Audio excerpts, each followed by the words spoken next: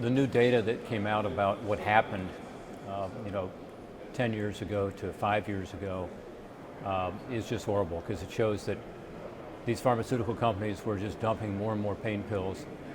In tiny communities, you know, you had hundreds of thousands of drugs coming in, which is more than the number of residents by far if everybody had a full prescription. So something was happening, and what was happening was these pill mills were selling these opioids to people from all over the place. They'd come in, and the doctors knew what they were doing. It was unscrupulous. So one, there ought to be consequences for that.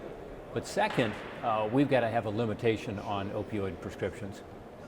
Right now in Ohio, we have new legislation that has a 7-day limit for dealing with pain, not chronic pain, but other kinds of pain. In other words, after a procedure, say you have an accident or an injury, they limit it to 7 days.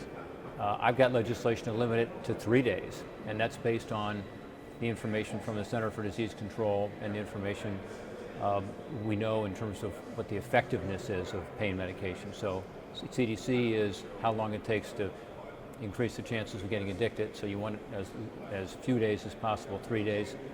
After the 4th, 5th, 6th day is much higher chance of getting addicted.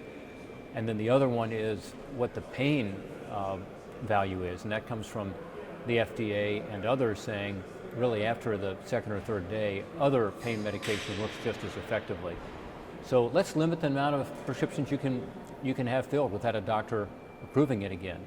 That would make a huge difference. If we could get a 3-day limit in place, which we got in our legislation, that would keep us from getting back into this situation where people are getting addicted from the pills, then move on to heroin and fentanyl and other drugs.